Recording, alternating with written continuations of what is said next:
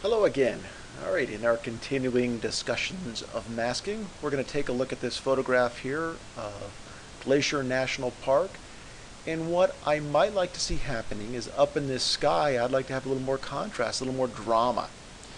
I can do that by duplicating the background layer, changing the blend mode to overlay, and oh wow, there's more drama in the sky, but that's just a little too much. So let's take that back opacity wise to about 20%, 21% is fine. So we're just clicking on the word opacity and then pushing and dragging the slider. Well, let's toggle this on and off. Love what's going on in the sky. I'm not sure I like it at all anywhere else. Hey, you know what? A mask might come in very handy here. There is no mask automatically, but I can add one. Come down here to this little icon, add a layer mask, click on it. Now we have a layer mask. Note that the layer mask is outlined, which means if you start doing anything, any painting, it'll actually be painting on the layer mask. If you come over here, now this background copy is outlined, and if you were to do anything, you would actually be affecting the background copy.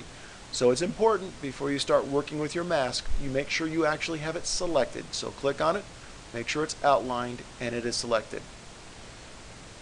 We're going to use our brush tool, so let's push B on the keyboard for brush tool. For something different, I'm going to show you hardness of 100% and what's going on there. And we're painting with black, so that's wonderful. We can simply click and start to paint. And since we have a really hard brush, we start off with it pretty big like this. And we'll hold the Alt key down and click on the layer mask thumbnail to see a bigger image of it. We'll finish painting that in. We'll hold the Alt key back down to take a look at our image. As we toggle this on and off, the line looks a little abrupt. I want to show you it. Well, let's fine tune it. Then I want to show you a way where we can fine tune that line.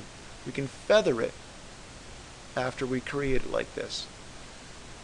So let's hold the Alt key down, click on the layer mask thumbnail. Notice it is outlined, it is selected, so anything we do now is going to affect the layer mask thumbnail. From here, we can come up and click on Filter, drop down to this blur action, swing over and choose Gaussian blur. Notice we can adjust the radius of the blur from something very small where it's very sharp. You can click with that little box there and show you what's going on. Or we can run that up to a very large radius to really blur over a distance. And this particular image, somewhere up around 80 is probably going to be just fine. We can click OK, and now we've blurred that edge line.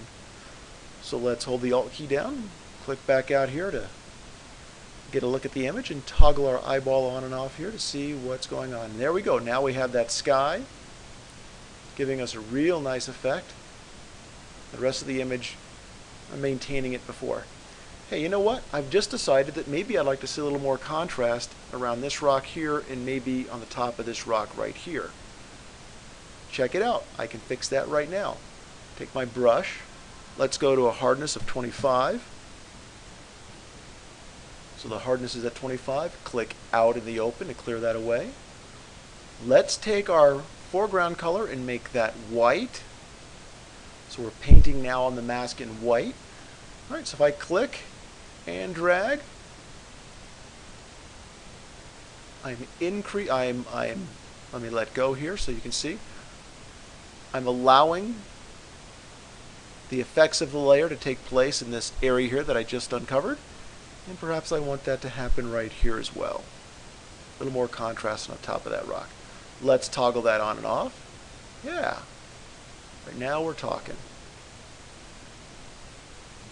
Just for fun, let's hold the Alt key down. Let's click on the layer mask thumbnail to see what it looks like. Okay, I probably could tidy that up a little bit. Hold the Alt key, click back on the layer mask thumbnail, and there we go. Great way to affect portions of the image with any of the particular procedures we might use.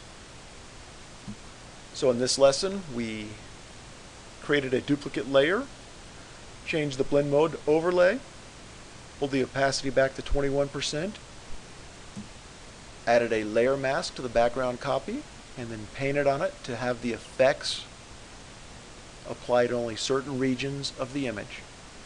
All right, see you next time.